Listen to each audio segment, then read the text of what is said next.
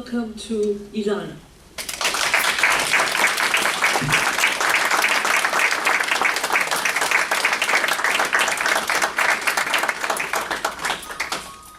Thank you, Paulette.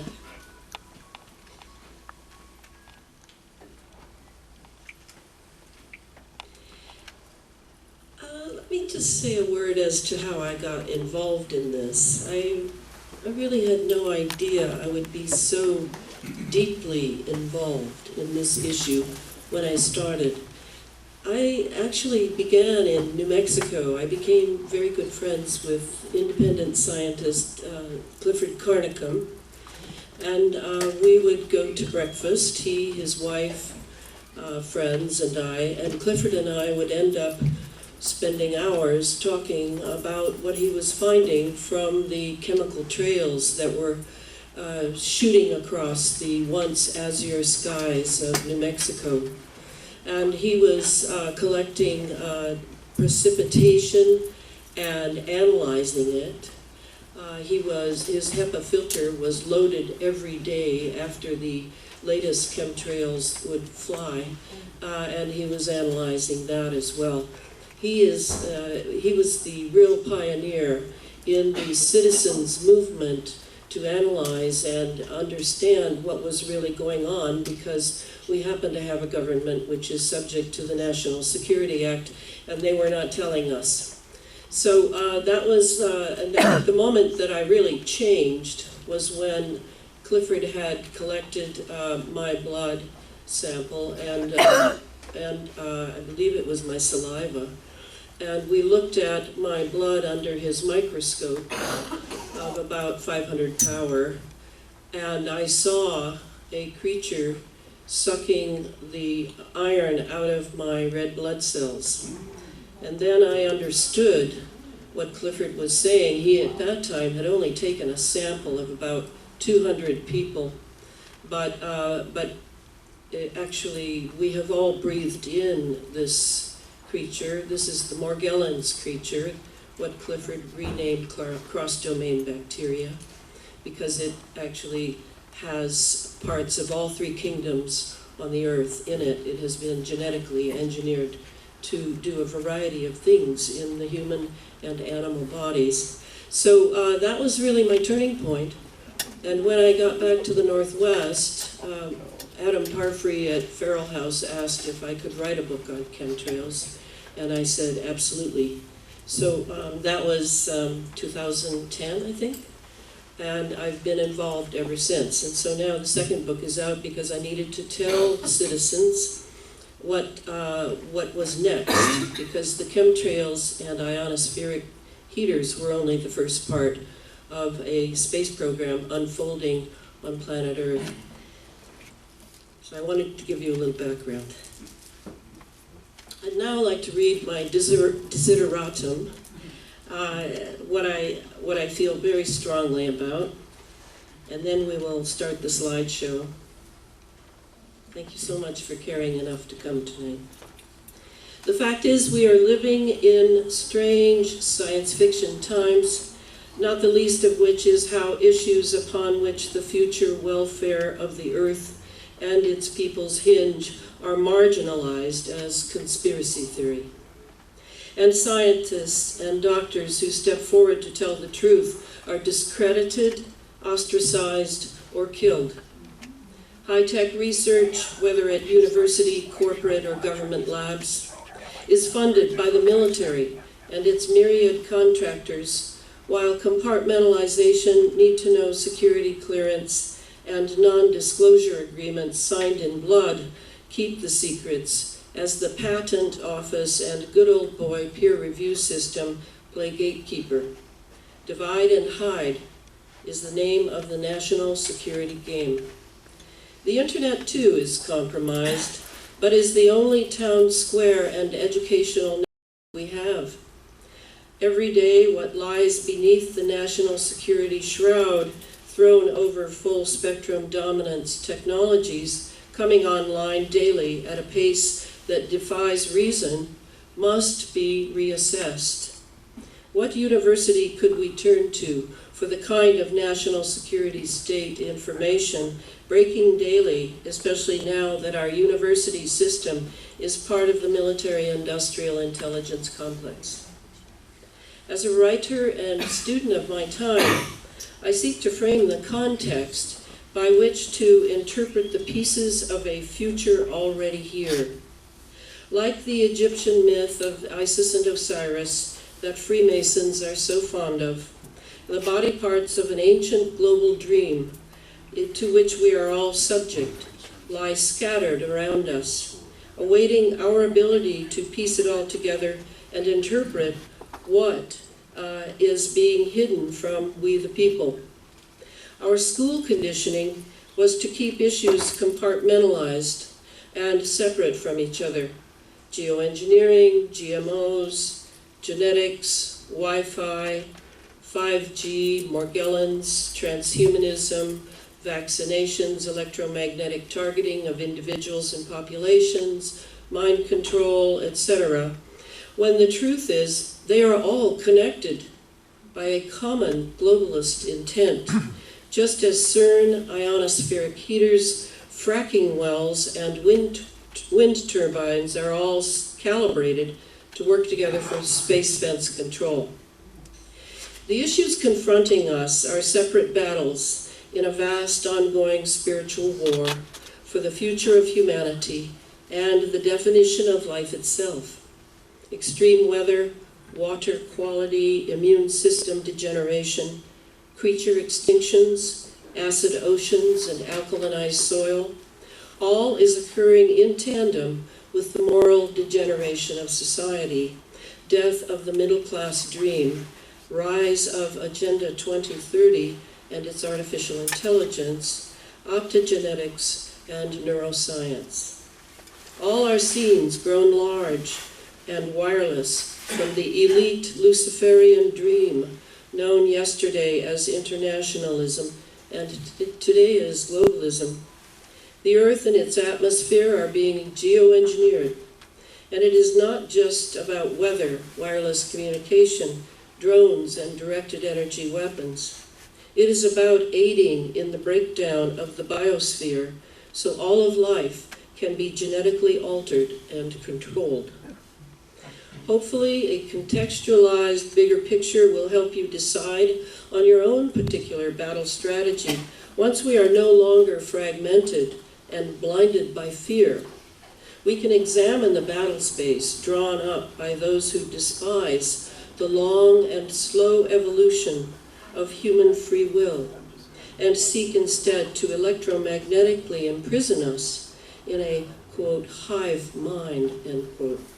May we draw courage from each other and our ability to see and share what we see. In his 2012 book, Covert Wars and Breakaway Civilizations, James P. Farrell quotes General of the Army Douglas MacArthur in his farewell speech, Duty, Honor, Country, at West Point on May 12, 1962. General MacArthur definitely was privy to the big picture. And I quote, "We deal now not with things of this world alone, but with the illimitable distances and as yet unfathomed mysteries of the universe. We are reaching out for a new and boundless frontier.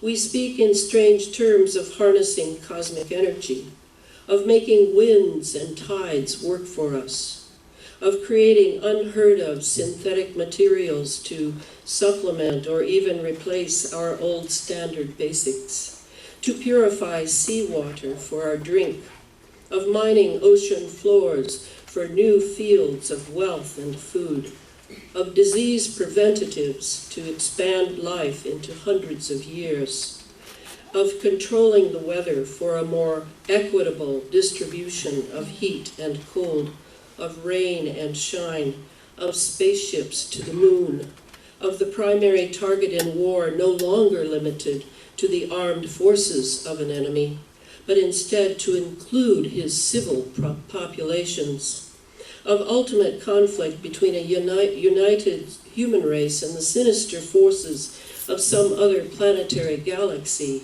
of such dreams and fantasies as to make life the most exciting of all times.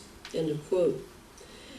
The most exciting of all times may yet prove to be the most dangerous of times as well. General MacArthur was not waxing eloquent. He was already looking through the lens of the military doctrine of full spectrum dominance, essential to a space age more about Nikola Tesla and James Clerk Maxwell than Isaac Newton and Albert Einstein. A space age not of the law of conservation of energy, but of torsion fields, rotating plasmas, transducing zero-point energy, manipulation of the local fabric of space-time, longitudinal scalar waves, and interferometry weapons such as we saw on 9/11 without knowing what we were looking at. Warfare is now asymmetrical, and physics is now non-linear. In near-Earth orbit and space, we have orbiting and geostationary satellites armed to the teeth with surveillance and directed energy weapons in the name of weather detection and media connectivity. Sounding rockets are spewing dusty plasma, smart dust and sensors, and sundry experiments are going on in space, on the moon and sun, all directed by and run through quantum computers engaged in their own artificial intelligence evolution that is counter to ours. That we live in the midst of the sentient world simulation, the SWS, quietly built around us in the name of our comfort and convenience and communication, has escaped most of us, given the busyness of life. This ignorance must be corrected, as any soldier or general on the battlefield knows. It is also essential to a meaningful life to educate oneself about where and when one lives, especially when all of life, including our bodies and brains, is so vulnerable to the resonance that is under assault from wireless frequencies capable of being intentionally pulsed to achieve psychological and physical effects. Our planet's Schumann resonance of 7.83 Hertz is being changed. Could this be about the singularity or transhumanist future that global elites like Ray Kurzweil and Google's Singularity University are herding us toward with RFIDs and sensors in products and people, remote neural monitoring, brain-computer interface, and humanoid robots deemed to be citizens of nations? And I'll start my slideshow. I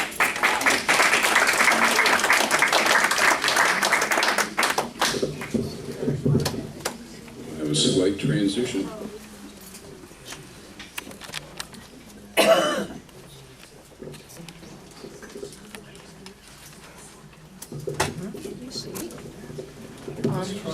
Let's try the back lights. I wanted to illuminate the whole Earth. There is enough electricity to become a second sun. Light would appear around the equator as a ring around Saturn. Nikola Tesla. And here we are, traveling through the universe.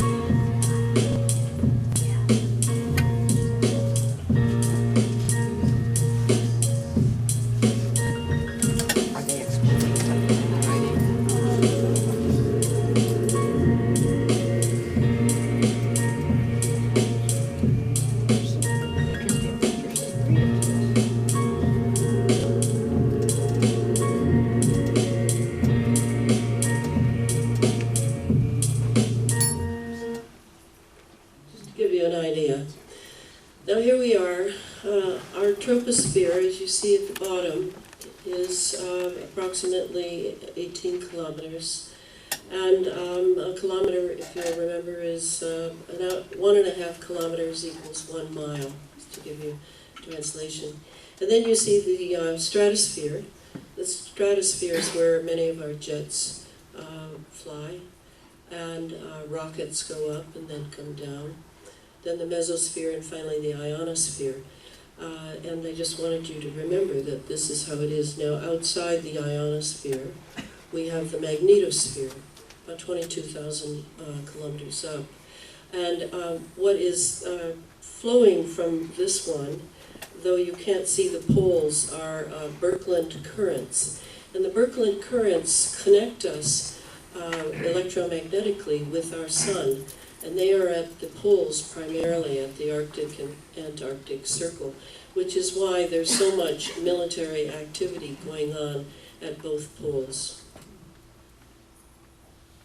Then we have our Earth's geomagnetic field. This is taken from Bruce Cathy, a New Zealander who was not only a pilot for years in New Zealand, but also a tremendous mathematician who understood harmonics mathematics. And he translated from clues that he had picked up from various artifacts found by military, National Geographic Society.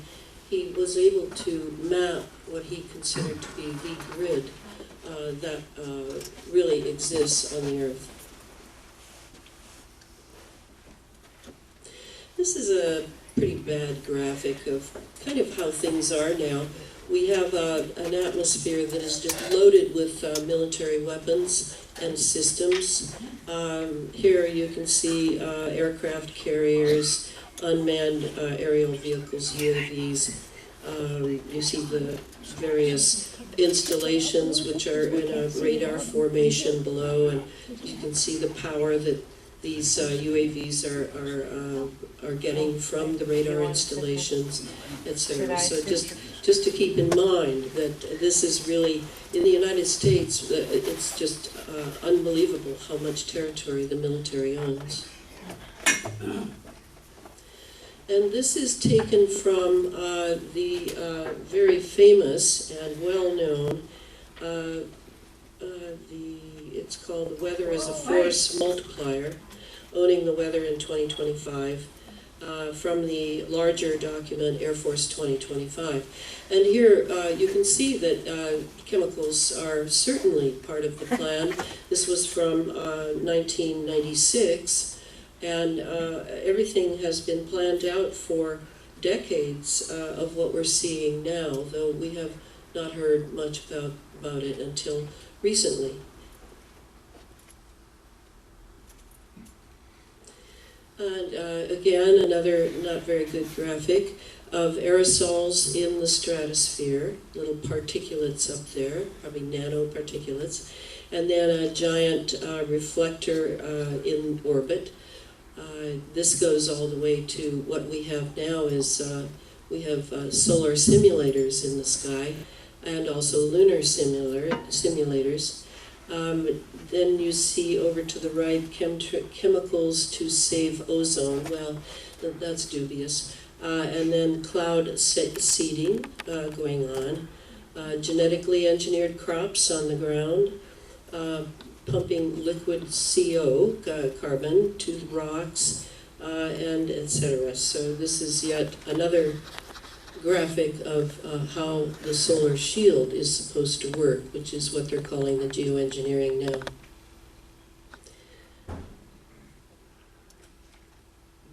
I'll go here.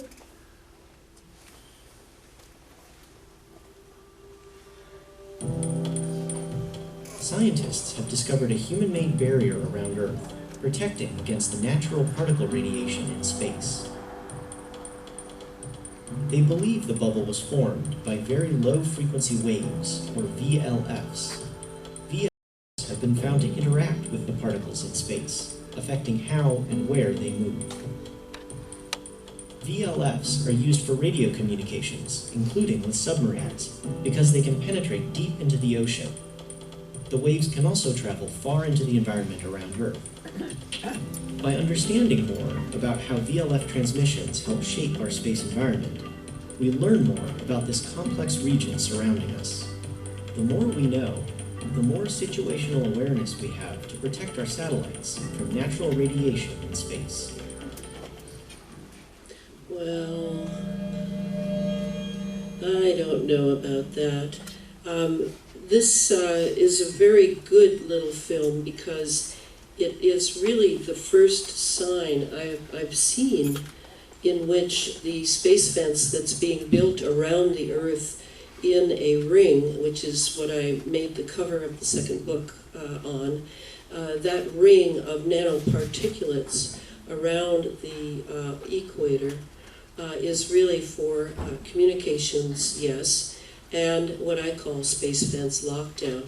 Between the Earth's various instruments, all wireless radiation, whether it's ionized or non-ionized radiation, and that ring around the planet that I think you saw in the Tesla quote I started with. This is really the first time that I've ever seen them reference that space fence that's being built up there. And how it's being built is it's being built with rocket launches that are spewing lots of dusty plasma and smart dust on their way up above the Earth into the stratosphere for various experiments and maybe deliveries to ISS, the International Space Station. But this is really very important to understand that all this radio frequency and microwave activity we have on the Earth is really surrounding us and shrouding us and creates a tremendous communication system for what the military calls C4, command, control, communications, and cyber warfare, all the way into space. So this was announced by NASA on May 18, 2017. Now, here we can look, and one more military. Always love Lockheed Martin films because they have play all this rock and roll. They make it really cool and really fun for young people to look at and how cool weapons are.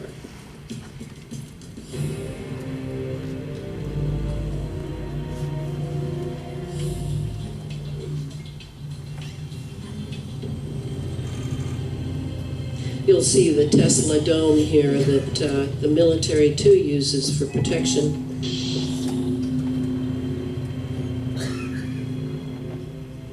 That's a plasma creation.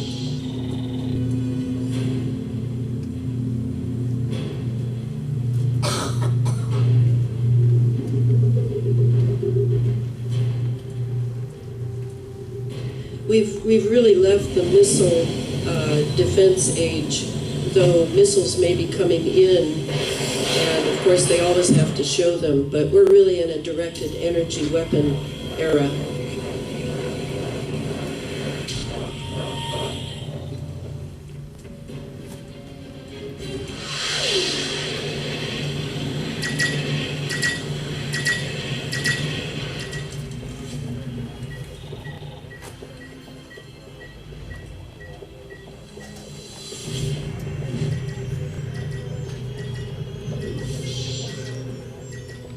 Now, all these operations you're seeing could not possibly take place in a vacuum.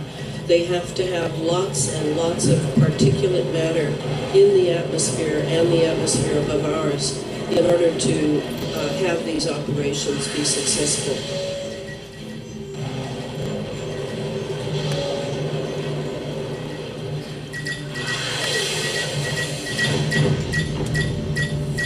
Boom! What fun.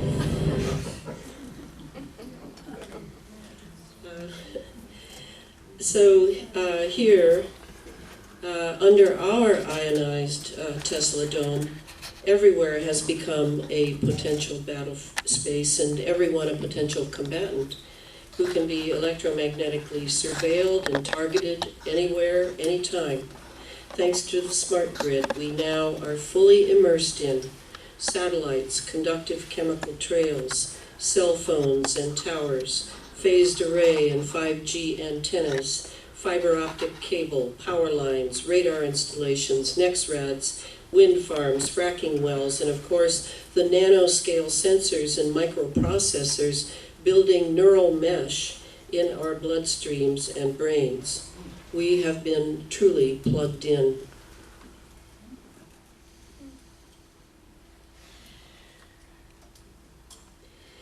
This era was, here we see, if we could see the wireless world that we can't do without now, it would look something like this.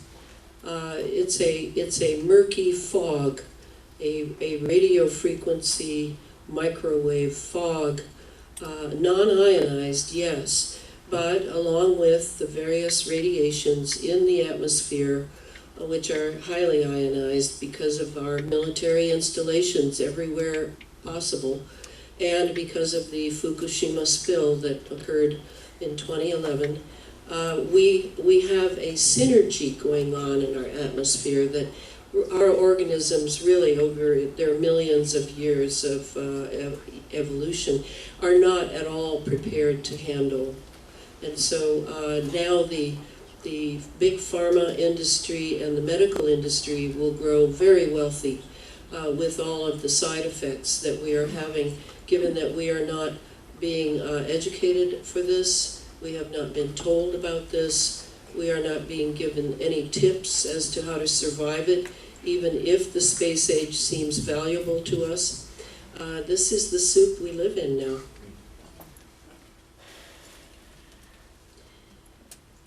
This color really gets weird up here.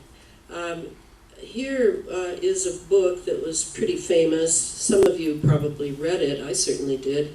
And Zbigniew Brzezinski has advised, I believe, 6 administrations. He's now dead. I thought he'd never die. And these presidents were Democrat and Republican. It didn't seem to matter. He certainly was advising President Obama during his administration.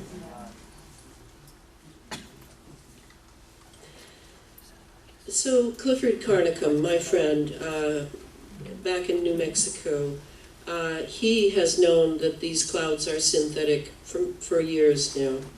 Let's read what he says. The material of the clouds, quote unquote, is shown to have density, form, and behavior unbecoming of water vapor, and it has all the appearances of being at least in part of a synthetic nature. This material and form of cloud has been observed on numerous occasions in Santa Fe, New Mexico during the past year and a half of the spraying program, and has always been suspect because of the unusual textures observed. The patterns and textures referred to have frequently been described as cottage cheese or tortoise shell in nature by some observers. So, yes, so what are the clouds if they're not water vapor? Well, they're chemicals.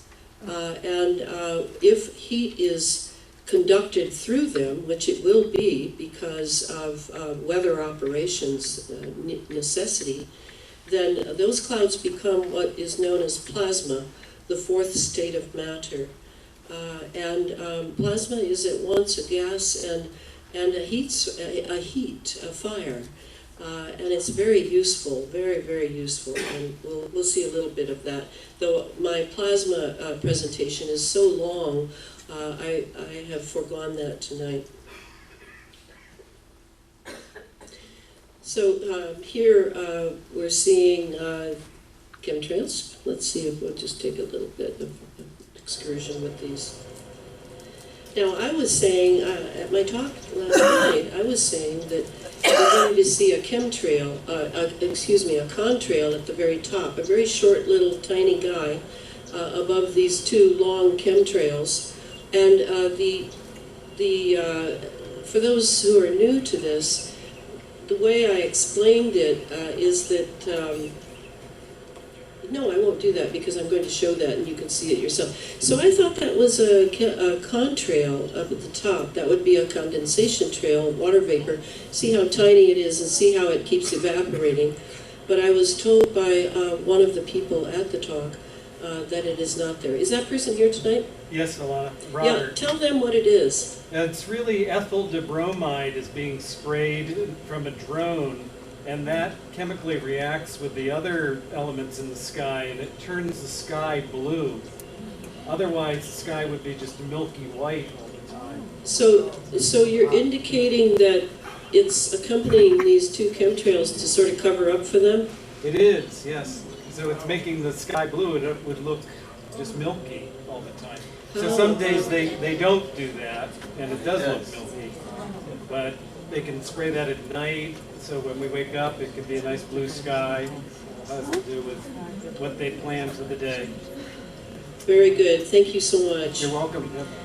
And it's also, as John points out, it's a desiccant, so it dries the air. Right, right. Along with the aluminum oxide. All I wanted to say here is that at the very least, all JP-8 fuel for passenger and military jets alike is loaded with chemicals that undergo pyrolysis in the combustion chamber of the engine before being released into the atmosphere we breathe in. It is important to realize that various formulae for JP-8 fuel have been classified by the military. Activist Sylvain Henry put it succinctly when he said, cirrus clouds are the thermostats of the climate. The thermostat can now be regulated by man, and countries of the world are fighting to control that thermostat. So here we see before, during, and after. We're all familiar with this. We know this.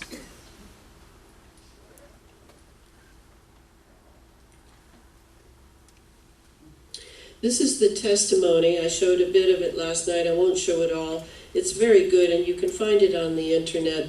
This was during the Shasta County Board of Supervisors meeting where citizens, pilots, physicians, and scientists testified about the geoengineering they were seeing in their skies. I know some of these people.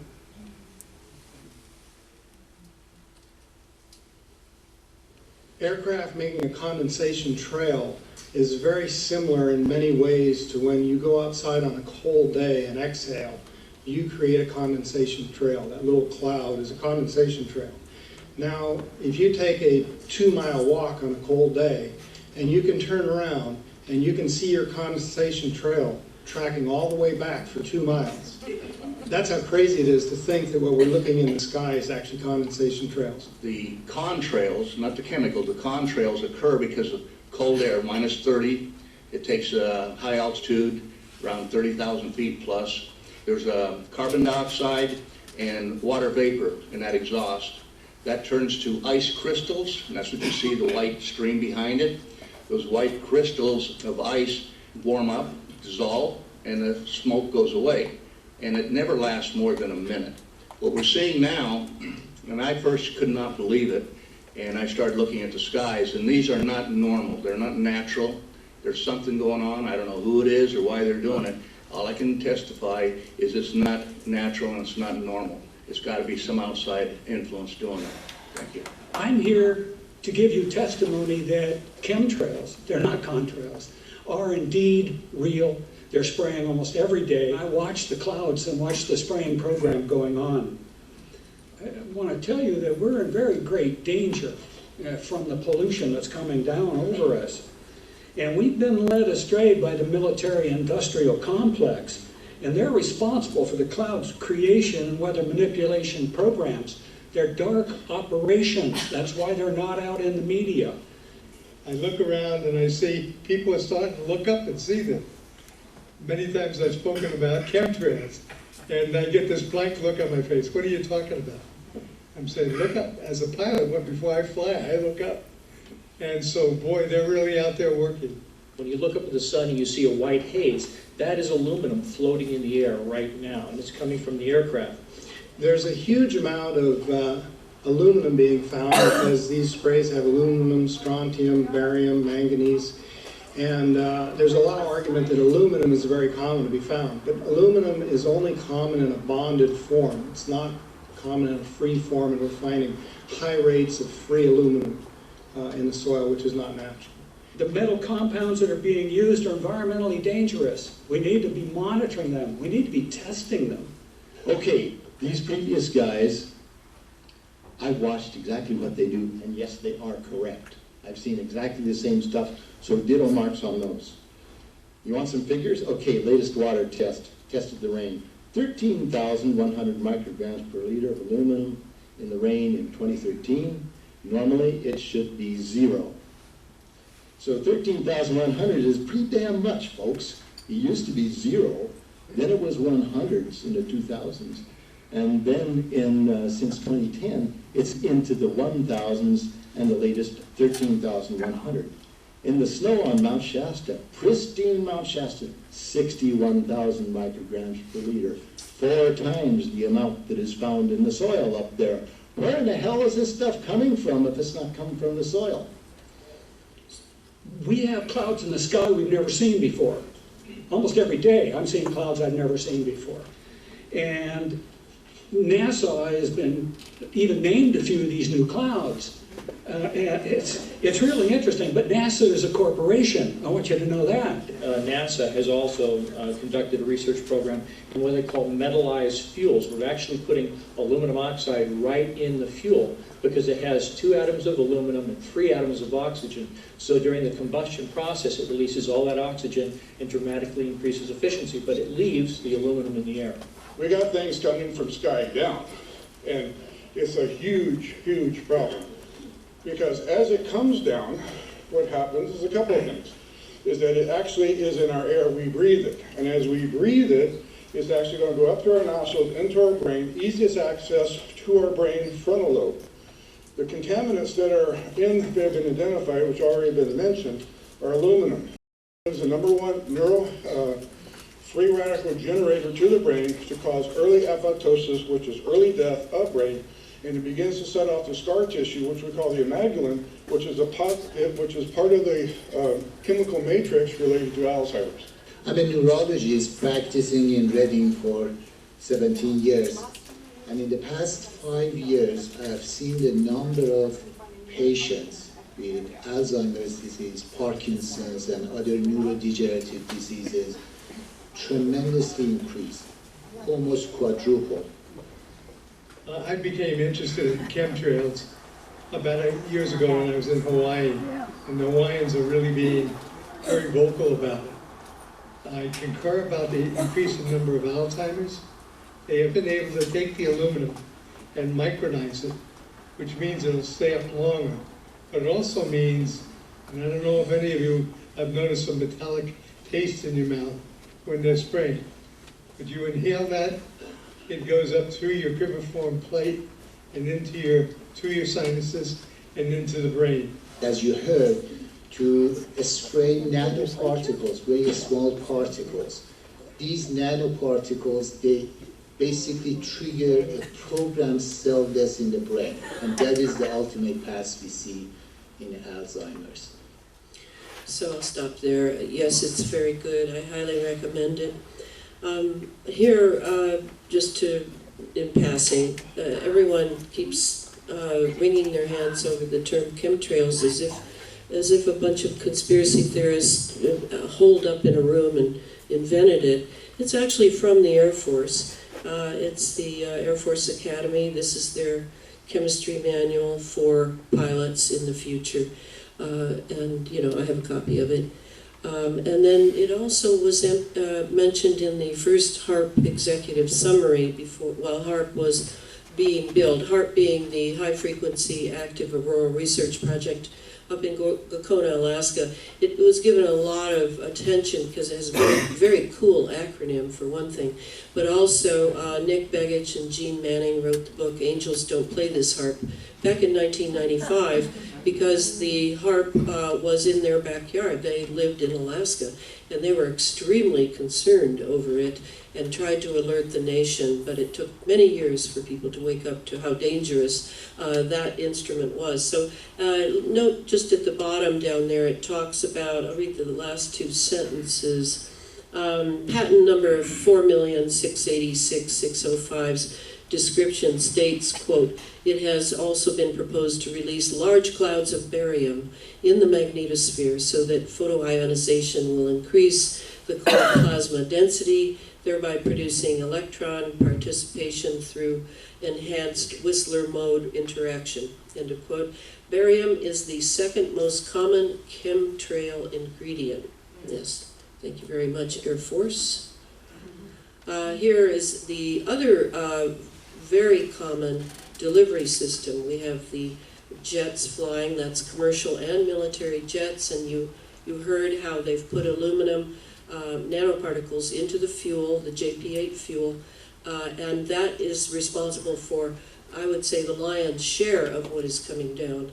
But also we have to look at the sounding rocket launches, which often people will, because it has a weird signature in the air, like it doesn't look like that rocket went woo, woo, woo, woo, woo, all over the place, but that's how the colors of the chemicals ended up in our atmosphere and maybe the very bottom of the stratosphere. So sounding rocket launches are very important. They are also loaded with something else not mentioned much, and that's lithium. And the lithium is not just to sedate the populations below, but is also, it's expensive, more expensive than aluminum, but it is highly refractive and very useful to electro-optics operations that are going on in our atmosphere and the atmosphere above ours. Here's another one. If you see one of these, it's probably from a sounding rocket. It's not a cosmic serpent or anything. So let's see here. This is another way of feeding storm systems coming in off the Pacific. You in California should really know about this because this is part of the story of why you're in drought. So this is done by Navy ships and merchant marine ships. And then inland, it's done generally, the WSAC, Wet Surface Air Cooler Technology, is done by plants, whether they're industry plants or nuclear plants. This is how they feed the storms.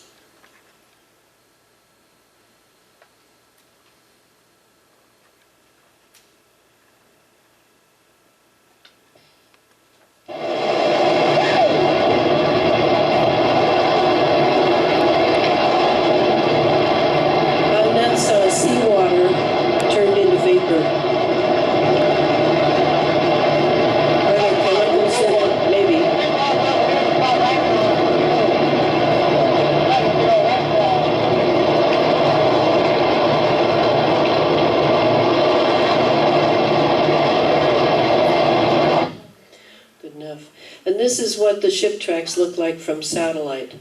So if you were looked down, you might think they were chemtrails at a very low altitude, but they are actually ship tracks. And what happens is they will rise and join and merge with the chemical trails coming that are in some sort of cloud form above that have been laid earlier, and create a very large amount of precipitation that can, some of it dry, some of it desiccating because it's chemical, and some of it actual moisture. Then here, goody, we're going to have an invisible delivery system. It may already have started. An aircraft comprising a gas turbine engine that exhausts a plume of gases in use. The aircraft comprises an ultrasound generator having an ultrasound actuator and a waveguide to direct ultrasonic waves at the exhaust plume to avoid the formation of contrails.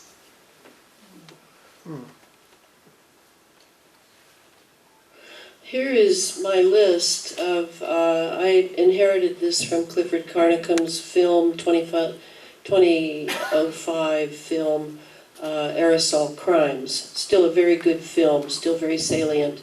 And I keep tweaking this list as I learn more and more about the various operations that are dependent upon keeping our sky ionized, or as an antenna with lots of metal particulates in it, so that it's useful for all the wireless operations of the C4 military, command control, communications, and cyber warfare. So here I have weather engineering and geoengineering at the very top, of course, because weather engineering is crucial to the rest of these operations. The weather systems that are moved across the United States and further, many of the weather is actually it produces energy. It actually is, an electrical storm. It doesn't take a rocket scientist to understand that an electrical storm is creating energy in the atmosphere. And we call it, we can smell it sometimes, ozone, but it actually is a way to tweak the antenna-like atmosphere that has been created with all the nanoparticles that are conductive metals, and the radio frequency and microwave weapons, including lasers or whatever, that are constantly stimulating these as weather systems are moved from the west to the east. Then you have the chemical, electromagnetic, atmospheric operations going on. Many of them are very experimental. Many of them are not. The experiments are over and they're functional. And then the planetary geophysical operations, and that would include things like terraforming that some people talk about. That would include, at least I would include it, between the chemical, electromagnetic, and the planetary geophysical. I would include the Santa Rosa fire and the other fire that went further south. So then you have the directed energy warfare operations. That would include all the way from particle beam weapons, laser beams, all sorts of things up there that can be operated in our atmosphere or above. And then you have the operations that are dedicated to surveillance. That would include all our satellites, actually. And those have to do with neural operations. And the neural operations sort of segue into the biological transhumanism operations. So all of these are extremely important, and I would say that in the book for sale in there, the new one out, I cover the first 4. And then the last 2, I have started already the 3rd book in the series on synthetic biology, and I will be going deeply into the last 2. Here's our climate mafia. Lots of players. Actually, there's one that's not named here. I will show it to you, and we'll get to it soon. But let's go back in history to when HAARP, I mentioned the High Frequency Active Auroral Research Project. There it is in Gakona, Alaska.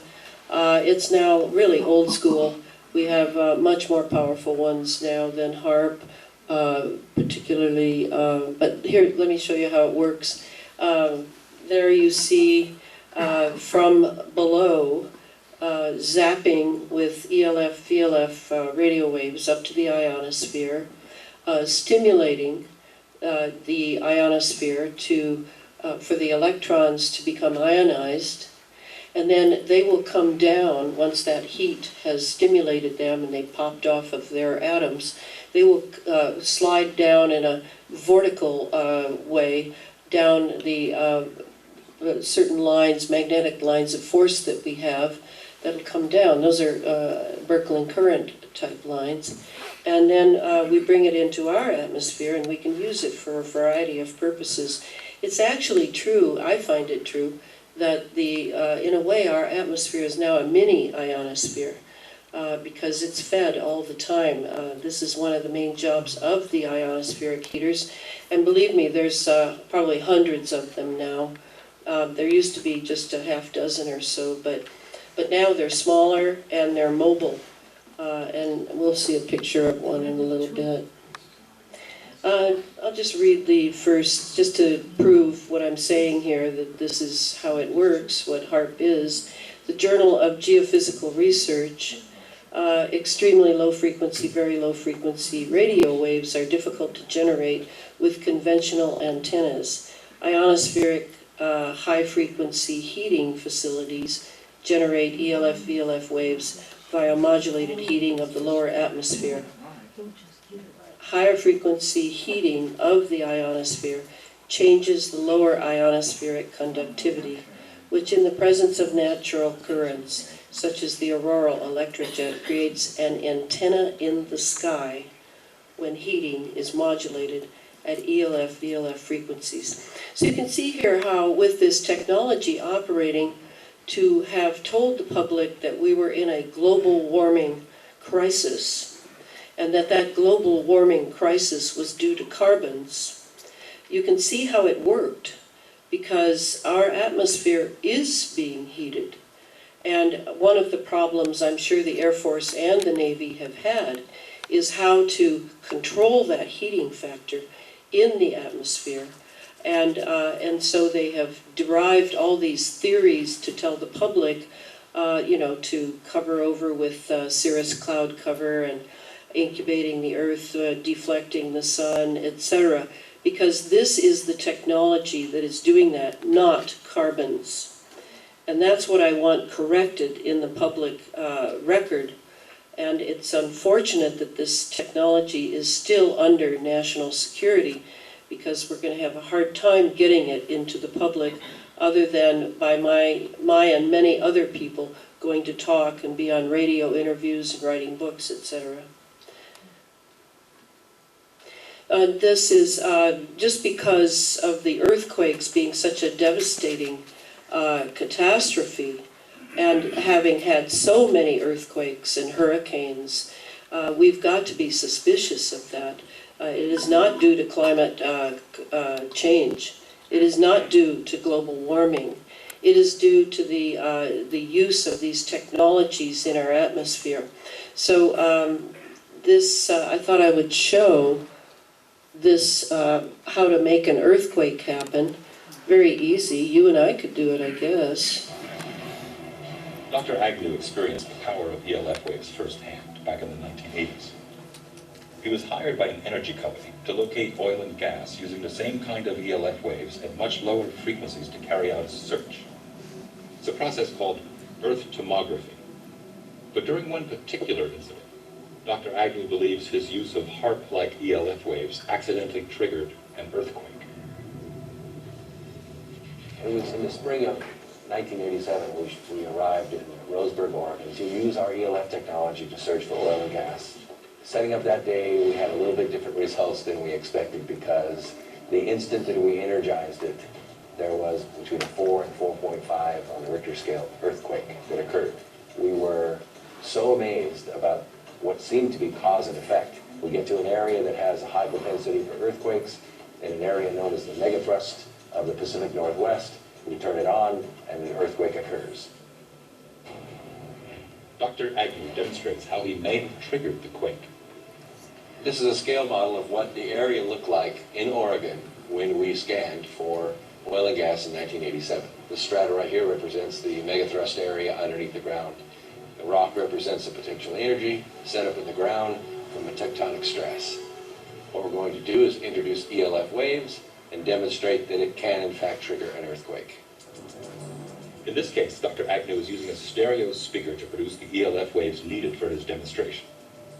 ELF waves, extremely low frequency waves, are just like a subwoofer. In your car, you can actually feel the vibrations through your body. ELF waves are the same way. They vibrate the earth, and at right resonant frequencies, they can have devastating effects. When the speaker is activated, ELF waves begin to emit. Tiny vibrations in the sand are detected.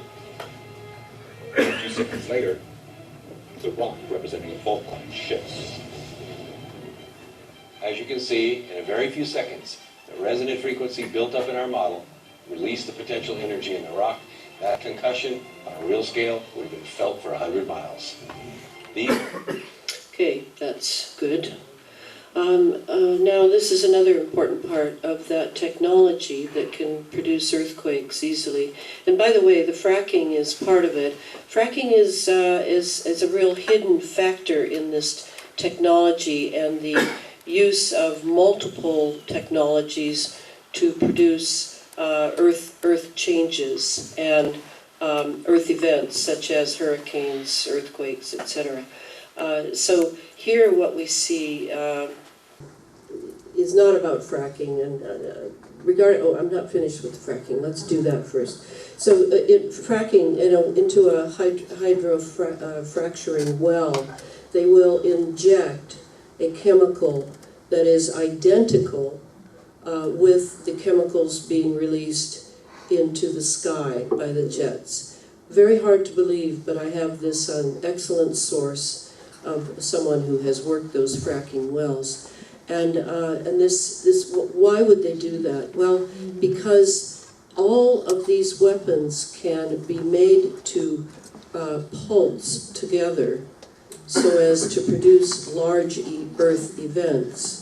And that is, it's built into the technology so that there is full spectrum dominance. It's very brilliant, and it's absolutely accurate. Of course, all of these have to be recalibrated over and over again in order to keep the machine that is the weapon, that is the Earth, primed and ready for use. All right, so what this is a scalar potential interferometry graphic. What it means is, say you've got two beams coming from weapons, from ionospheric heaters, two beams over a target area, let's say Fukushima, or let's say 9/11. And you have these beams meeting over you've laid plenty of chemtrails the 3 days before, so that you have lots of chemical particulates that can be used in order to increase the frequency of the waves that you're projecting. And then you can cause a mass event over that because you have created an incredibly powerful magnetic field. And now it's just a matter of deciding how you want to use that target area. I highly recommend, I think I have one here. Yes, I highly recommend studying Tom Bearden and Konstantin Mayer. A lot of people think scalar technology is a fantasy. No, it's no fantasy. It's entirely what Tesla used, and it's what this technology is all about.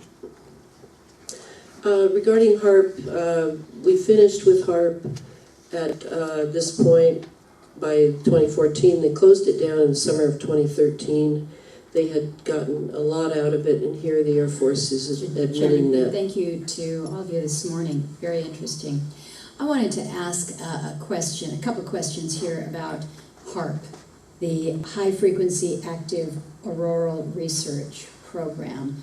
Several of you at the table have a little bit of a piece here.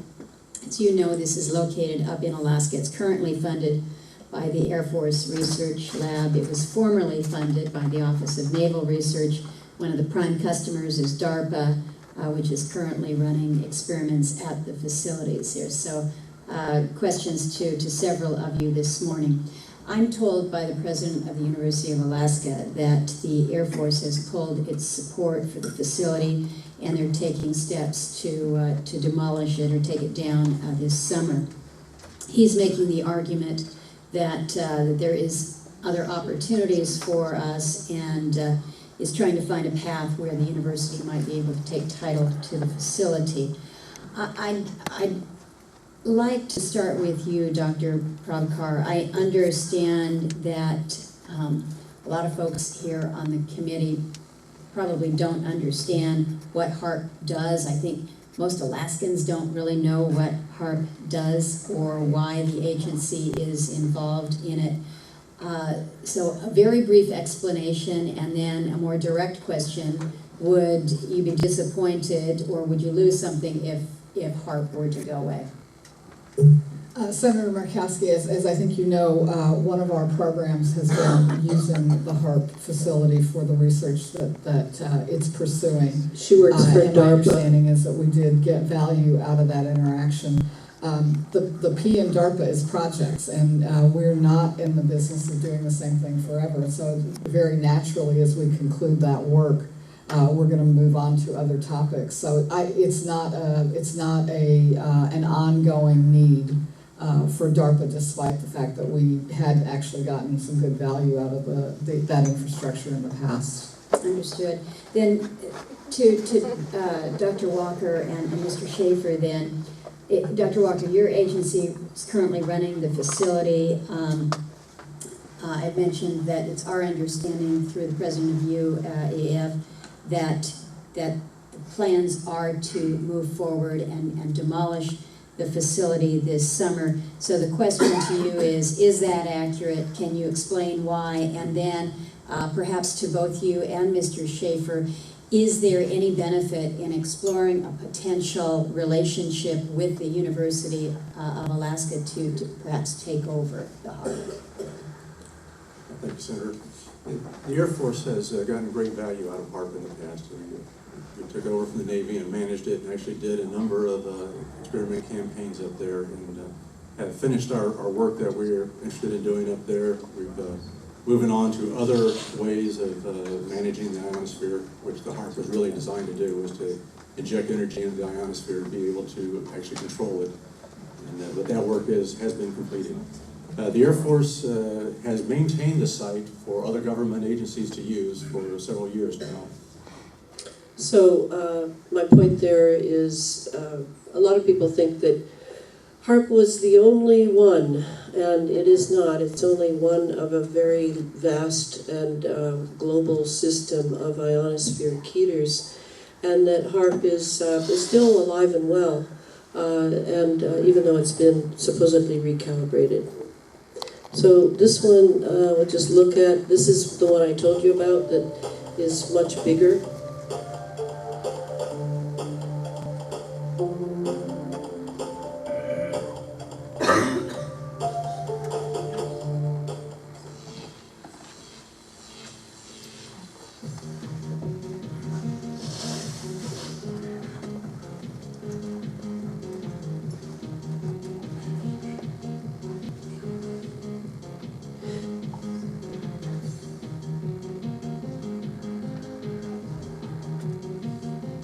So I think you can see by the scale of the iSCAD 3D, you'll get an aerial of it in a second.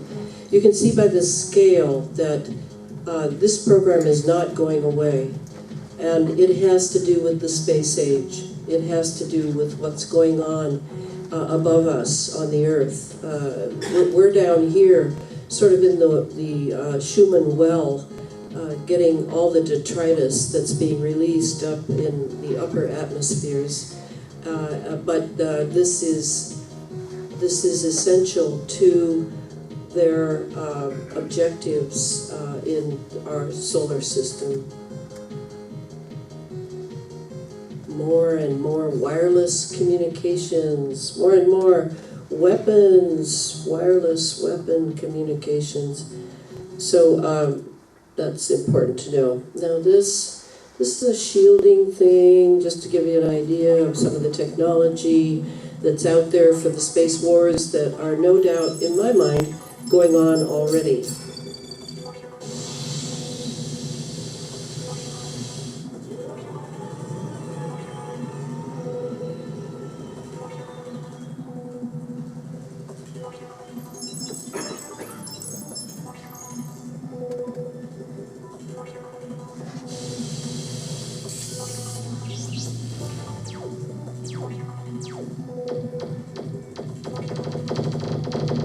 That's a laser, or a maser.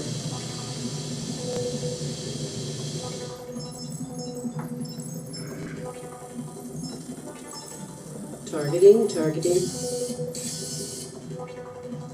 Santa Rosa. Yeah.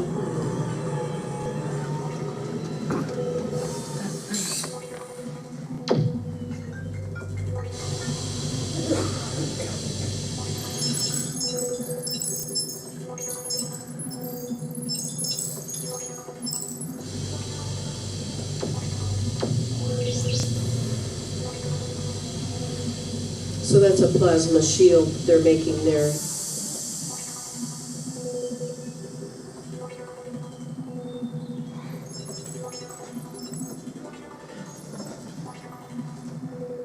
So there. Say it again. Hmm. And here is Jim Lee, who runs the climateviewer.com site. Just play a little bit of it. He claims that the LDL, which is actually what we just saw, is actually HAARP in space.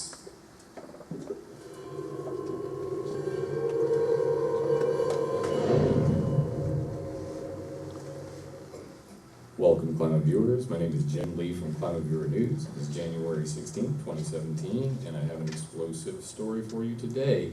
The future of spying Earth's atmosphere can be turned into a massive surveillance system using lasers, scientists discover. Now, they're talking about an atmospheric lens, using lasers to create an atmospheric lens to spy on people. And this system is called the Laser Developed Atmospheric Lens. Where have I heard this before? It sounds a lot like HAARP. But let's get into that technology real quick. Atmospheric thermal lensing and laser resonators. Anybody knows anything about me knows my middle name is Resonated. And that this technology was published back in 1995 here. And there's a paywall here, so I went and found a PDF for you. Links will be in the details. So atmospheric thermal lensing and laser resonators, right there, you can read all about it, but it's generally the same idea as what we've seen with HAARP. So what are we talking about? We're talking about geophysical warfare. Others are engaging in even an eco-type of terrorism whereby they can alter the climate, set off earthquakes, volcanoes remotely through the use of electromagnetic waves. And that was Secretary of Defense William Cohen speaking at the Terrorism, Weapons of Mass Destruction and U.S. Strategy Sam Nunn Policy Forum in 1997. Nothing to shake a stick at there. And what are we talking about? This artificial ionospheric mirror. We are over here on climateviewer.com/HAARP. And you scroll right down here to why heat the ionosphere. It says create an artificial ionospheric mirror. And so Jim is a good friend of mine, and he does extensive research. I mean, that's what's happening on the web, folks, is we're all teaching each other. We're all learning from each other. It's a tell. She's dead now. She was an epidemiologist, and she wrote the book Planet Earth, The Latest Weapon of War, a critical study into the military and the environment. And actually, an extraordinary, lucid, truthful book. I highly recommend it. This is that agency I told you about with the climate mafia. This is probably the kingpin. This is a relatively new agency that is head and shoulders above the NSA that Edward Snowden warned us about. This is the National Geospatial Intelligence Agency, the NGA. Keep your eyes open for this one. This one will be in charge of just about everything having to do with the space fence. Now, I put this in because I like it. It's Archimedes back many, many thousands of years, and it reveals a certain arrogance that I find again and again in these people and agencies that I study. Here we have the geoengineering. Has now been announced. It was announced as soon as President Trump was inaugurated about a little over a year ago. So what was going on for 20 years we've had this particular geoengineering program was finally announced as being something absolutely new, and gee whiz, it's too bad we're going to have to do this, but you know, hey, that's the way it goes. This After Donald Trump's election, outgoing President Obama struck the word limited from the National Defense Authorization Act, the NDAA, thus resurrecting the Star Wars program of 33 years ago. From a Christmas Eve 2016 Zero Hedge article, I read this. Former President Ronald Reagan's Strategic Defense Initiative of the 1980s was intended to use lasers and other space-based weaponry to render nuclear weapons impotent and obsolete. Known as Star Wars, the initiative cost taxpayers $30 billion, but no system was ever deployed. No system was deployed then. It was tabled. In other words, it went black, very, very black. And now we are seeing it in this program that is in our skies and is now graduating to the space fence.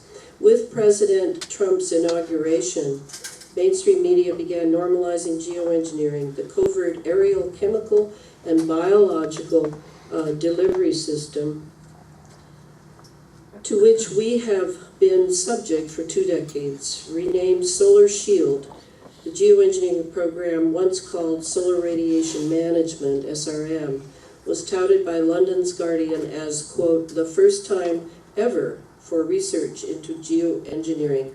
Surely an outright lie.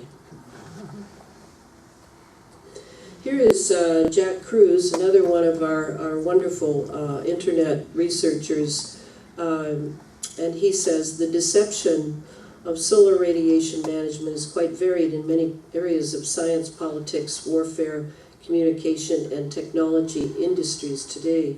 Human stock markets have created these industries, and now the entire human system of society is based on these technologies. The unripe mind blames food for man's current ills and fails to make the links back to altered light spectrums caused by man's creations. All food takes the lead from photosynthesis and the proper solar connections and spectral density. He who controls the electromagnetic spectrum on Earth controls the living things on the surface of the planet. Digital heroin leads to people craving man-made carbohydrates, opiates, and technology. We wonder why burying the sun has led to mankind's decline, because we never sit down and put the story in proper sequence. What all does that mean? I think he's saying that instead of looking, what we don't realize is that the light spectrum is being altered by the constant cirrus cloud cover, and we're not getting the sunlight that we should have. We have approximately 18% less sunlight, 18 or 22, I can't remember, but we have much less sunlight than we used to. And this makes us crave carbohydrates? Well, junk food, I think he's saying. Yeah. Yeah. Kissinger said that if you control food, you can control the people of the planet. And this is a way of controlling food. Yes, absolutely. Yeah, yeah. This is the next thing that happened after they began to normalize the geoengineering. The chemtrails were recognized as a new type of cloud. Wow, how cool. And so now clouds are being redefined to include those created with chemicals and radio frequency microwave heat. Whole new species of clouds magically appearing in our anthropogenically engineered sky.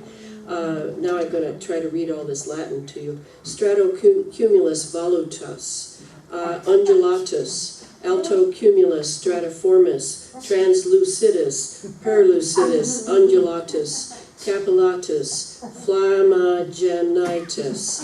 That one's clouds from forest fires. Stratus cataracta genitus, that's water spray from power plants. Fluctus, those are Kelvin Helmholtz waves. And of course, 5 species of chemtrail cloud cover, or cirrus contralis. Uncinus, fibratus, castellanus, flocus, and spisatus. It would all seem like just more scientific hubris and Latin word games if it weren't for the fact that the natural world is being redefined in the image of geoengineering geoengineers and their globalist handlers. And here we are in the schools. Yes, children, we have new clouds for you to memorize. We don't have any of those old clouds anymore. We have new clouds.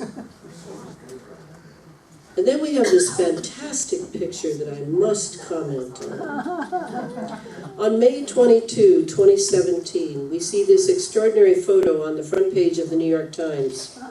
5 months later, in October, the Future Investment Initiative is held in Riyadh, at which it is announced that the humanoid robot, Sophia, has been granted Saudi citizenship. As I speak, a violent purge is going on in the House of Saud. Okay, so here we have Sophia. Oh no, first we have to have Sauron, because it's so similar, isn't it? See that? Yeah, the dark magicians have gathered. And here's Sophia, the first ever robot citizen of Saudi Arabia. Yes, yes, this did happen. I'm not making it up. Can she drive? I don't know if she can drive yet. All right, then here, on the heels of Sophia, Robot Sophia's Saudi citizenship announces the reign. It's a symbolic announcement. It's not for entertainment of us. It's actually a symbolic announcement of the reign of artificial intelligence. Two corporations immediately come to mind when I think of artificial intelligence. The big data analyst Palantir, run by Peter Thiel, and the adiabatic quantum computer of D-Wave Systems. I'll show that in a moment. Both apparently funded by the CIA's investment arm in QTEL. Excepting the US Army, which prefers a Raytheon-made AI system, every major US military intelligence agency, Lockheed Martin, NASA, Google, CERN, etc., uses the D-Wave. According to Quinn Michaels, exploring Palantir with Quinn Michaels, a blockchain backdoor grants Palantir and D-Wave a tremendous amount of power. Now, I don't know how much you all know about the AI that we're heading toward, but it is extremely serious. And I am not laughing in the least when I look at these corporations that have this extraordinary capability of running masses of various networks and being fed data by the sensors, the nanoscale sensors that you and I have all inhaled. Those sensors live in our bodies and brains. Those sensors are communicating information to AI systems, and this is not fun and games for me, because this means remote control over our organs, our brain, our thoughts, our emotions, everything. So these two are the first comers in this AI-run world, which is almost a done deal. So I won't read it all, but just to let you know where the word Palantir came from, it is a seeing stone in J.R.R. Tolkien's The Lord of the Rings, a dark orb used by Saruman to be able to see in darkness or blinding light. Palantir means one that sees from afar, a mythical instrument of omnipotence. So now let's just take another look at this, and another look at this. Do you see where I'm going with this? Very, very symbolic and important. And the D-Wave computer, just so you can hear, Gordy Rose is going to tell you why this computer is so important. Difference between the machines we build and conventional computers. This is what they look like. There are two of them. These are from our lab in Burnaby in British Columbia. From the outside, they look like giant black monoliths, big metal boxes. So if you have the opportunity to stand next to one of these machines, it is an awe-inspiring thing, at least for me. It feels like an altar to an alien god. Yes. Very important. I wish it were a laughing matter. Okay, now we're on, if artificial intelligence is already running space fence operations, are laser and particle beam Star Wars drills going on in space?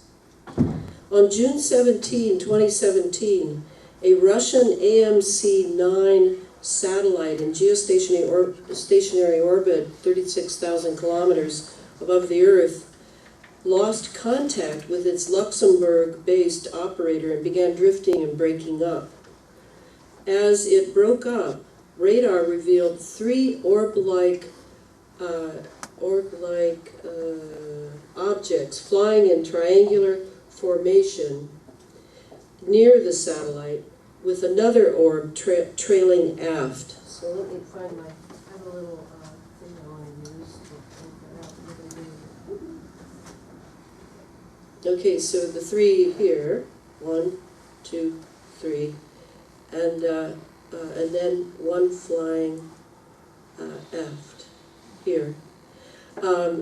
When they did this, media concentrated on the debris and not on the possibility that the satellite had broken up, possibly because it had been attacked. So right after this, I don't know, maybe I'm making it up, but right after this, not even a month after this, just a couple of weeks, during Independence Day weekend, President Trump relaunched the National Space Council that had guided NASA from 1958 to 1973, and again from 89 to 93. 2 weeks after that, a proposal to create a Space Corps as a 6th military branch was tucked into the monster NDAA bill. The proposal was defeated in the Senate, and the NDAA revised to eliminate the Defense Space Council and Deputy Chief of Staff for Space Operations, thus giving over to the U.S. Air Force sole authority over U.S. Space Command. The chairman ranking chairman of the House Armed Services Strategic Forces Subcommittee was adamant that the U.S. national space enterprise not continue to drift toward a space Pearl Harbor. So space is being taken extremely seriously. Not much press, but a lot is going on up there. And all of this occurred in the first few months of President Trump's presidency. Why? I postulate it's because the space fence lockdown, after 2 decades of experimentation and tweaking of frequencies, is finally going operational. And that would be artificial intelligence run. Skynet goes global, exactly. Only it's not a movie, that's the problem. So here's Space Fence according to Lockheed Martin, my favorite. I don't need video games if I have Lockheed Martin.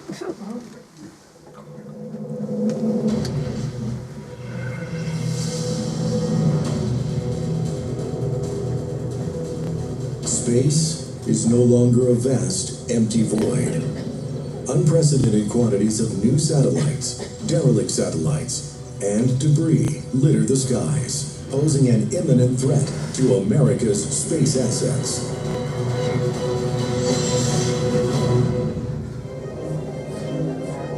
SSA, Space Situational Awareness, extremely important term. Is a ground-based system of S-band radars designed to greatly enhance the Air Force Space Surveillance Network. It provides unprecedented sensitivity, coverage, and tracking accuracy, and contributes to key mission threads with the ability to detect, track, and catalog small objects in low Earth orbit, medium Earth orbit, and geosynchronous orbit. In a word, Space Fence will revolutionize space situational awareness. It offers assured surveillance coverage for improved custody, and features the capability to develop long arc tracks for accurate initial orbit determination and differential correction, while simultaneously maintaining a persistent surveillance volume. In today's ever-expanding space environment, Space Fence improves the accuracy and timeliness for association, propagation, and orbit improvement. It features an open architecture net-centric design. The closely coupled radar signal processing and mission processing suite improves accuracy, discrimination, and timeliness for detection of closely spaced objects, breakups, maneuvers, lost object location, launch, attitude change, and conjunction assessment. Space Fence not only tracks objects, but can precisely determine their projected orbit. This allows operators to reconstruct recent events, such as collisions or satellite breakups, and accurately predict future events. For high-interest objects, a microfence can be electronically constructed to gather more track data, focusing radar resources specifically on that object, providing more timely and accurate information. The Space Fence system includes up to 2 minimally manned radar sites, mission processing, and the system operations functionality. Each radar site features a design boasting closely spaced but separate transmit and receive arrays that are mission optimized for high availability and low lifetime support costs, including prime power. The dual aperture configuration offers efficiency and affordability. Each array is environmentally protected by a pressurized, electronically transparent radome. The arrays are continuously calibrated in the background, providing a higher degree of accuracy. Transmit and receive LRUs can be replaced while the radar is operating. The arrays, as well as the signal and mission processing suites, are fully scalable to fit any mission design. Array scalability is delivered using 3 low-cost, highly producible building blocks which permit easy growth capability.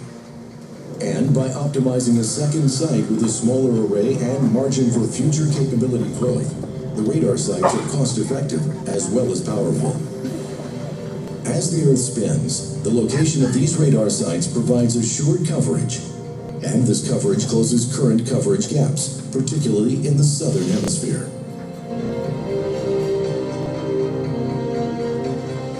The Space Fence system is net-centric and seamlessly integrated into the existing space surveillance network, providing services to external users such as JSPOC and coordinating handoffs to other SSN sites. It is designed for efficiency and full capability while minimizing bandwidth needs.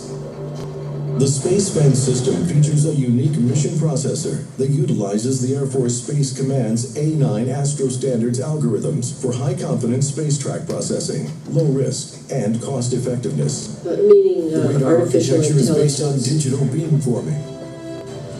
This capability permits tremendous user-defined flexibility to customize volume surveillance and track sectors instantaneously without impacting routine surveillance functions. It has simultaneous search and track functions, detects significant UCTs, breakups, and maneuvers, and the flexible design supports operational resource allocation. Many of these operations are automated through machine-to-machine interfaces. This automation, along with user-defined operational picture displays, contextual GUIs, and unqueued LEO surveillance, reduces operator burden. Oh, that's good. I'm really glad that the operator burden is. So let me just say about the Space Fence. Oh, and someone needs to remind me of the time, because I shouldn't go forever. I know that. Why not? So let me say about the Space Fence, what Lockheed Martin showed us is true. And you see that it's planetary. And you must be asking, well, what about China and Russia? Well, they're all involved in this. it's not like it's just ours, but the technology is primary coming from this country because everything, all your tax dollars and the black budget and the secret space program funds have all funneled into this so that they could have a complete surveillance, a complete global surveillance. And I don't mean just into space. Do you understand that that can look down on Earth too, right?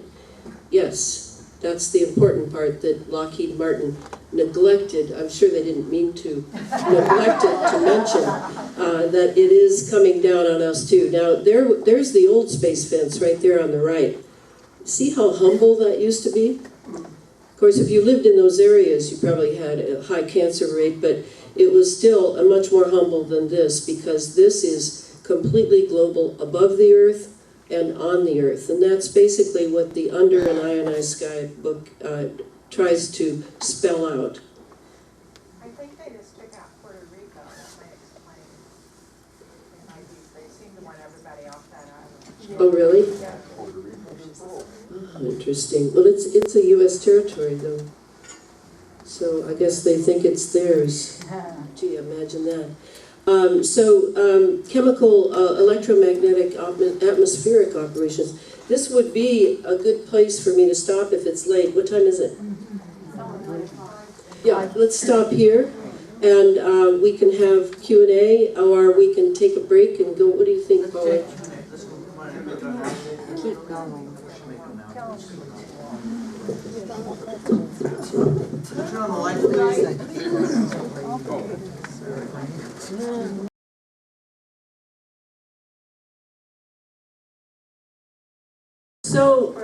So the question basically is, why would they be doing this? And from our personal vantage point as human beings living in society, what could possibly be so important in a space age that we would have to pay the price for it? And for me, you realize that I've spent years on this, so I've had to grapple with that, of course. I spent about 10 years studying the global elite in every way possible, and they are a very different species from us. They think differently, they live differently, their children live differently, their children do not watch television, they are eating very well, they have clean air, they have masses of resources by which they can improve their lives if they need be. And the world is their oyster. So when they do this space age, and that's what I'm trying to show you, is if you wonder why they're doing it, it's primarily because they are committed to a space age. And their next objective will be the solar system, believe it or not. So here on Earth, they have to command every level of Earth in order to be able to launch into the solar system for the next phase of their global dream. And so here it's full spectrum dominance, and they're inserting everything we've gotten from them, the cell phone, the computer, the television, everything electronic has come from the military. Let's be clear about that. And yes, they're commercially successful, but they were not released by the military for commercial success until the military was convinced it was time and that they could do that and have the masses have their technology. So now that's been done. Many of us in this room have become very attached to these items, and so now we pay the piper, because the piper has to be paid. And do they care about us? Well, no, not really, because they can always make more of us. Do they care about forests? No, they have GMO forests waiting in the wings. And so they have their dream, we have our dreams. And their dreams always, from every era I've studied, and I'm a historian, every era I've studied has been the elite have run everything. And we are in a democratic age in which our consciousness is developing quite rapidly, actually. So it needs to be curbed and it needs to be controlled. And that's, of course, what all the propaganda and all the disinformation and the pre-programming in the movies and the television shows and all that is about. Now they're shifting to another level of control, and that's pulsing us through the metals, the conductive metals on a nanoscale in our brain, in our bodies. They will be pulsing these. They are pulsing you through your iPhone. And this electromagnetic, this is the next layer of control that is being inserted into us. And the 5G is just the cherry on top of the cake. Okay, so, you know, it's not, is it fair? No, it's not fair. Is it just? No, it's not just. But this is our condition, and that's my job as a communicator, is to say this is our condition, and we need to take it seriously. We need to decide how we're going to live and what our battle stance is going to be. Yeah, way back at the back. I read these messages by Montague Keating every week. I don't know if you know Montague. He was a scientist, a British scientist, and his wife channels him. He's now passed on. And he talks a lot about the depopulation plan that the global elite have in place. They want to depopulate 80% of the earth, and that that's what all of this and the whole agenda is all about. And as well, he said that they have decided to go ahead with Project Bluebeam, and this was in his last message, that we are advancing quickly, and now they want to go ahead and holographically stage something that we're being attacked, union-wise. So it's all being staged, and it's not going to be real. Are you looking for my response? No, I'm just saying. It goes along with everything that you say, right? Well, maybe not. I am not a proponent of channeling. I am not a proponent of jumping immediately to the alien idea. I'm taking one baby step after another through my human knowledge and my discovery of information, and I highly recommend you do the same. So you won't be manipulated by anyone who maybe just doesn't have your best interests in mind. I think he does. Well, that's good for you, but I don't support it. Yes, over there. So my question, I was going to ask you about Morgellons and whether you believe it. Well, I'm sure you believe it. Because I know mainstream media and science and big pharma don't acknowledge it as a real condition. My question to you is, how would you get so much dense, wonderful stuff, and you get so detailed here. How do you recommend talking to someone who's maybe just heard chemtrails, Googled it, saw the Wikipedia thing about it being a conspiracy theory, threw it out? I don't want to, you know, my mom came here tonight, and it really meant a lot that she did, and I hope it opened her eyes, but I want her not just throw everything at someone and get them to go, okay, that's crazy, or that's just too much for me to deal with. How do you recommend first approaching someone who's a novice, or who's maybe willing? Yeah, it's, I've lost all my friends in my town. Nobody wants to talk to me. Everybody, oh, hello, Ilana, and then they quickly move on. I recommend that I follow a very, well, I don't know if I always follow it, but I try to.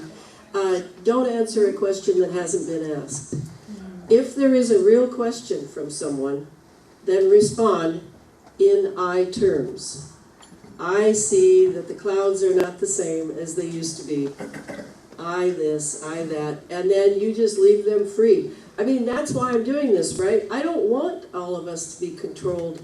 Even if we were given the true picture and it was all controlled from the outside, then that takes away our free will. If someone wants to use their free will and just sit like a couch potato and bury their head in the sand about all of these issues and not really reach out to anyone, that is their choice, and I want them to have it. But I work for the people who want to understand their condition in this life now. Here we are.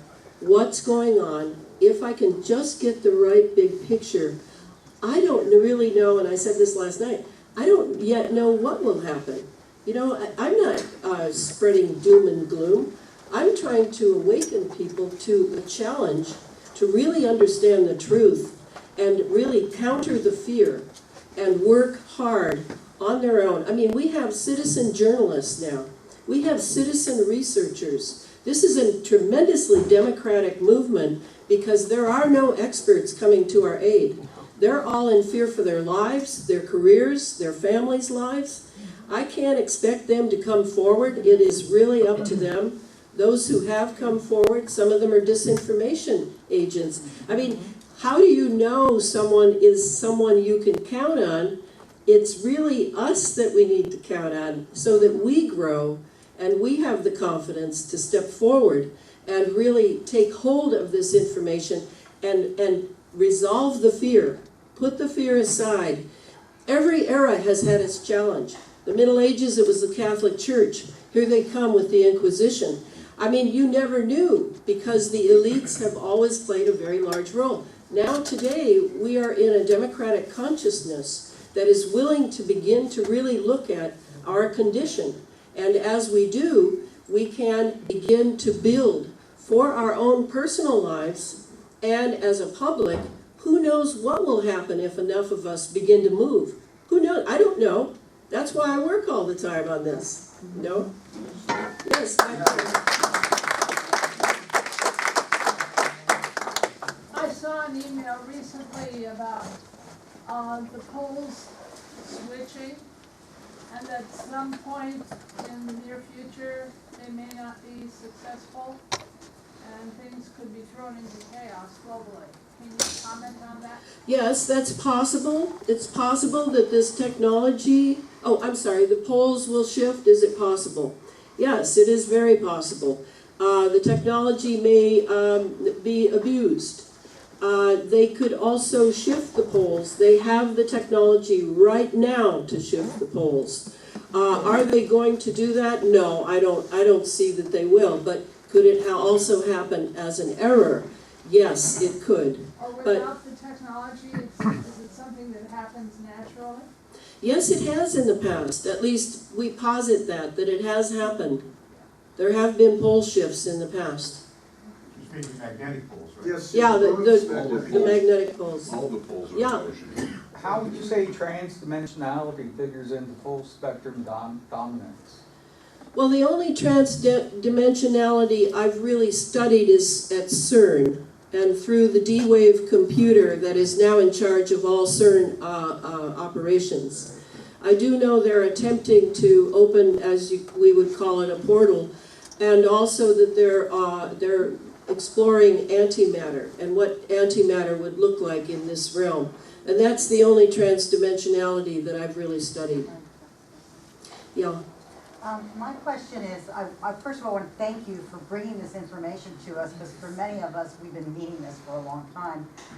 My question is, beyond building awareness, which we can do with a lot of help that we receive from you and others, ultimately, I feel that a lot of people aren't getting involved because they don't know what to do about it anyway, and they feel discouraged by that. And are there any steps that you can think of other than, build a revolution? Oh, no, I'm not. We won't build a revolution because we're being pulsed. We're being pulsed. You don't know what that means yet because you haven't done the research, but it is control over our emotions, our thoughts, how we live our lives. All of it is in doubt now, even in myself. I have to think about this and take it into consideration. There are many things you can do, but I don't know of any that don't require exploration and experimentation. Some of you may be already having itchy skin and feeling something going on under your skin.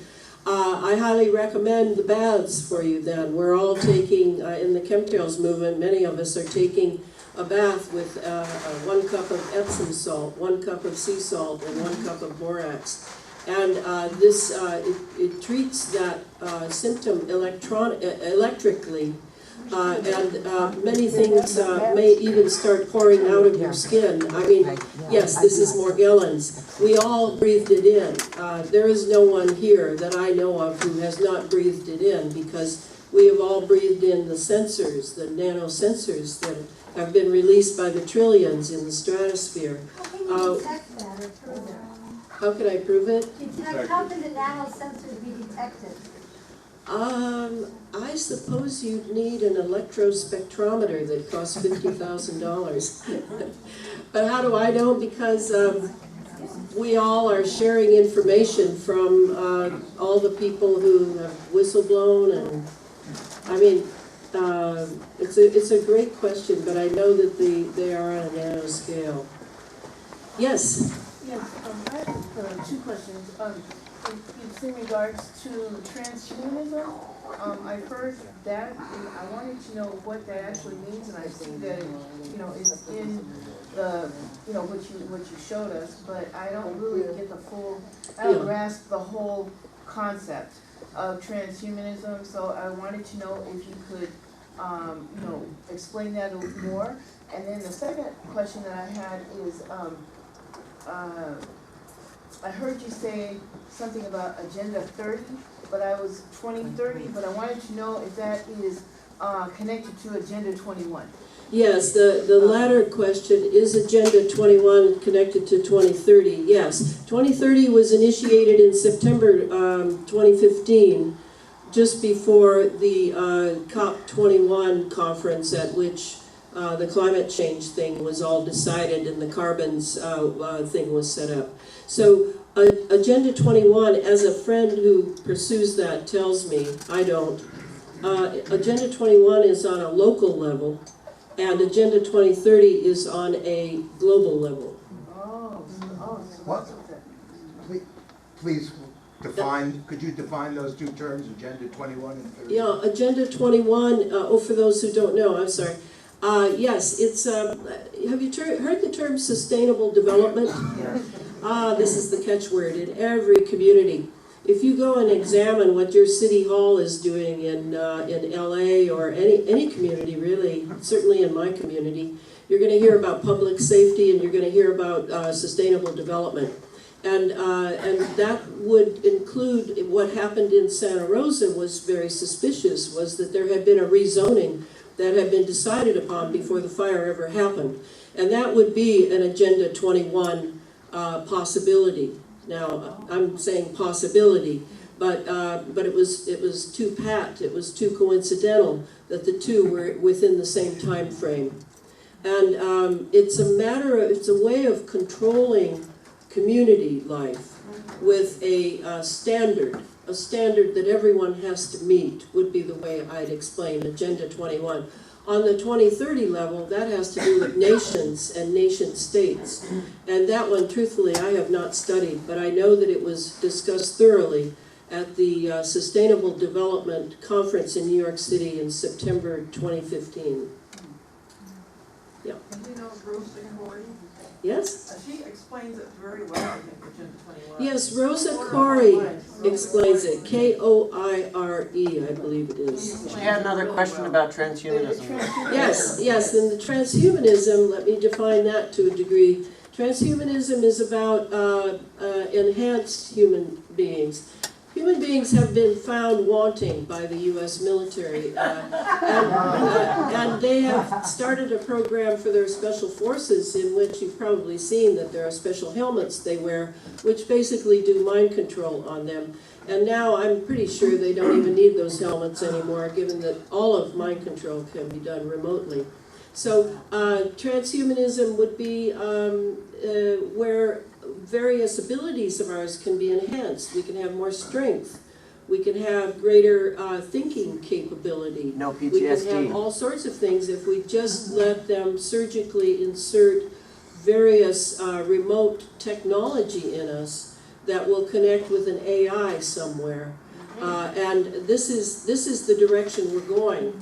And in the younger generations, they may be convinced that this is the way to do it because they certainly will be more competitive in a very difficult job market.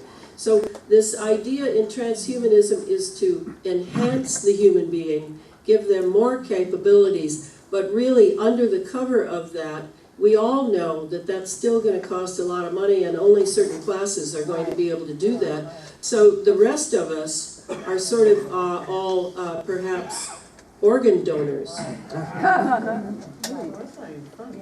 Yeah.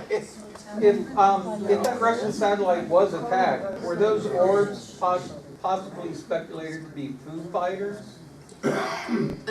Were those orbs Foo Fighters? Well, I don't know because it was way up in space, and that was a radar picture of it. So I don't know how. I couldn't see any detail. So I was wondering if it was ever speculated by any informed. well, that's it. As it died the day it was published, it's gone. You can't even find that on the web now. So to me, something happened up there, but I know things are happening up there. I just don't know what they are. They're not being put in the public. Yes? I just have a question about, you didn't touch on it too much, but the electromagnetic pollution that we're basically all living in. Is there anything that you can advise to, I don't know, protect ourselves? I mean, especially in the event of this 5G that's going to augment that. I don't know how many thousand-fold. Is there something that we can do or wear, an aluminum hat or something? Yeah, there it is. Yeah, so what can we do to protect ourselves from the radiation, basically non-ionized radiation pollution we're all living in the middle of? And there are things you can do. Keep your phone on airport mode. Is it airline mode or airplane mode? I don't own one of those phones. So, that's one thing. The next thing is turn your modem off at night. Really, and sleep with your head to the north or the east. Magnetic north, as close to magnetic north as you can. That's an old thing from Native America. So. What else? The bath I told you about. That'll help you to take out the conductive metals that are in your body that are being used for conductivity of more wireless. If any of you are electrosensitive, then you really know how many things you can unplug at night in order to sleep. I unplug just about everything in my room. And I certainly turn my computer off and unplug it. And I have a Wilhelm Reich cloudbuster right outside my sleep window. And I don't know if you know about Wilhelm Reich's low-tech ether or orgone technology, but I would not scoff at it. I think it's time. We don't have the high-tech stuff that the global elites have. We can't afford that, but we can do low-tech. And there are many, many low-tech solutions, but you're going to have to spend time on it. You're not just going to be able to take a pill and make everything better. But those would be the few things that come to mind for me. Yes, ma'am. They that you're talking about, is that the Illuminati? Go ahead. Would that be the Illuminati? It could be the Illuminati. It could be. What's the question? What is the they that I talk about? Yeah, Are they the Illuminati? They could be the Illuminati. They're the deep state. They are anyone who is a power broker and has bought into what I call the In Club. And the In Club is an extraordinarily self-serving club. And we are seen as the place where they siphon off our wealth and our health for their own uses. Well, everything that I have seen here tonight, it has been a great surprise to me. But how are they protected? And the majority of the planet is not protected. And also, I saw a film. I don't know if anyone else has seen a film called Esoteric Agenda. Yeah. And that got me interested in what they are doing. But I'm wondering how they're protected. Yes. Since it's a global thing. Yes. How are the elite protecting themselves? She asks. And yes, they have state-of-the-art all kinds of things. As you know, they're building their mansions underground now. And they are getting very high-tech filtering systems. They have the best water. They have the vaccinations probably that would help them with the heavy metals or whatever else is swimming in our bloodstream. they have their protection. The same thing, I saw the same thing with AIDS. AIDS was created by World Health Organization, Dr. Robert Gallo, and Elite Money. And they had the antidote the whole time for their own. And that's always the way it is. It's always been that way. Elena, you're talking about siphoning off our wealth. It's really enlightening to know that this recent Tax Act, half of the benefits, the economic benefits of that, go to the top 1,000 families in this country. Yes. So it's a real boondoggle on behalf of the rich. Now, you mentioned the Morgellons as a combination of 3 animal kingdoms. It's a synthetic organism that's been developed. Is its waste product these fibers that come with Morgellons? The fibers that you see in Morgellons that stick out of the lesions that people develop, those are the carriers. Clifford Carnicom has done all that work to look into the Morgellons and how it's put together. You can go to carnicominstitute.org, and he's got over 100 papers there that you can read with plenty of illustrations. It has 5 components to it, and the fiber is generally a polymer fiber on the outside, but if you go into it at layer after layer, you will eventually find other parts of it. And it does reproduce, and it is able to shapeshift, I suppose I'd call it. It can look like anything. And really what keeps me from Morgellons lesions, I believe, is that my immune system is very strong. And I literally live for my immune system. I have made decisions about diet habits, sleep habits, social habits, and I have created a lifestyle where I can be responsible for a strong immune system, because that's the only way I see that we're going to get through this at this point.